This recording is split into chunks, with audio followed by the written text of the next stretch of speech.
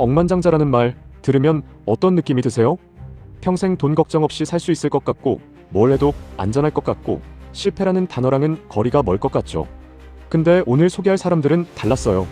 한때 수천억, 수조 원을 가졌던 사람들인데 어떤 이유로든 전부 잃었거든요. 오늘은 하루아침에 망한 억만장자들을 알아볼 건데요. 이걸 들으면 돈이라는 게 얼마나 허무한 건지 느끼실 거예요. 그럼 시작해볼까요? 첫 번째는 허비 바티스타예요. 복권 1억 달러에 당첨됐다가 7년 만에 완전히 파산한 사람이에요. 허비 바티스타는 브라질 출신 미국 이민자였어요. 건설 노동자로 일하면서 근근히 살아가던 평범한 사람이었죠. 근데 2004년 플로리다 복권에서 1억 달러, 우리 돈으로 약 1,300억 원에 당첨됐어요.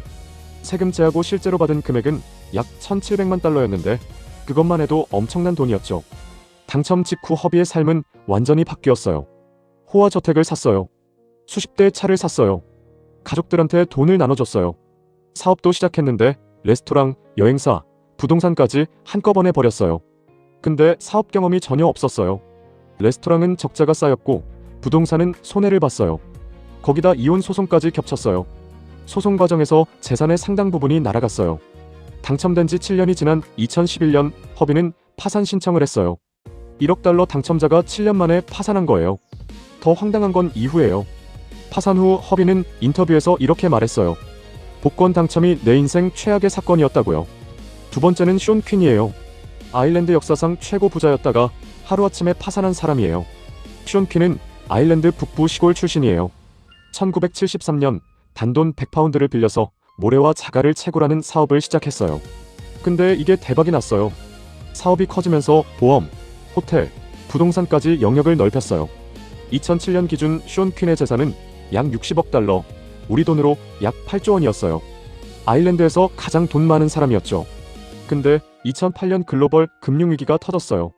숀 퀸은 그 직전에 엄청난 실수를 저질렀어요. 앵글로 아이리시 은행 주식에 엄청난 돈을 투자했거든요. 그것도 CFD라는 파생 상품으로요. 쉽게 말하면 빚을 내서 주식에 베팅한 거예요. 금융위기로 앵글로 아이리시 은행 주가가 폭락했어요. 숀 퀸의 손실은 눈덩이처럼 불어났어요. 2011년 숀 퀸은 파산 신청을 했어요. 아일랜드 역사상 최고 부자가 4년 만에 파산한 거예요. 100파운드로 시작해서 8조 원을 모았다가 주식 한 방에 전부 날린 거예요. 세 번째는 엘리자베스 홈즈예요. 실리콘밸리 최연소 여성 억만장자였다가 사기죄로 감옥에 간 사람이에요. 엘리자베스 홈즈는 2003년 19살에 스탠퍼드 대학교를 중퇴하고 테라노스라는 회사를 창업했어요. 테라노스의 아이디어는 혁명적이었어요. 손가락 끝에서 피 한 방울만 뽑으면 수백 가지 질병을 진단할 수 있다는 기술이었거든요. 기존 혈액 검사보다 훨씬 빠르고 훨씬 저렴하고 훨씬 간편한 방식이었어요. 투자자들이 몰려들었어요. 루퍼트 머독 같은 억만장자들, 전직 국무장관, 전직 국방장관까지 투자했어요. 2014년 테라노스의 기업 가치는 90억 달러, 우리 돈으로 약 12조 원이었어요. 홈즈는 타임즈 표지를 장식했고 세계에서 가장 영향력 있는 사람으로 선정됐어요. 근데 사실 기술 자체가 거짓말이었어요. 피 한 방울로 수백 가지 질병을 진단하는 기술은 실제로 존재하지 않았어요. 테라노스는 자체 기술 대신 다른 회사 기기를 몰래 사용하고 있었어요. 2015년 월스트리트 저널이 이 사실을 폭로했어요. 회사는 순식간에 무너졌어요. 2022년 홈즈는 투자자 사기 혐의로 징역 11년을 선고받았어요.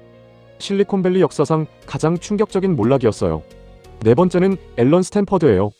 200억 달러 규모의 사기를 벌이다 징역 110년을 선고받은 사람이에요. 앨런 스탠퍼드는 미국 텍사스 출신 금융인이에요. 엔티가 바부다라는 카리브해 섬나라의 스탠퍼드 인터내셔널 뱅크를 세웠어요. 이 은행은 고객들한테 엄청난 수익률을 약속했어요. 시장 평균보다 훨씬 높은 이자를 준다고 했거든요. 사람들이 몰려들었어요. 전 세계 수만 명이 이 은행에 돈을 맡겼어요. 총 예치금이 약 200억 달러였어요. 근데 이게 전형적인 폰지 사기였어요. 새로운 투자자 돈으로 기존 투자자한테 이자를 주는 방식이었거든요. 실제로 돈을 굴려서 수익을 내는 게 아니었어요.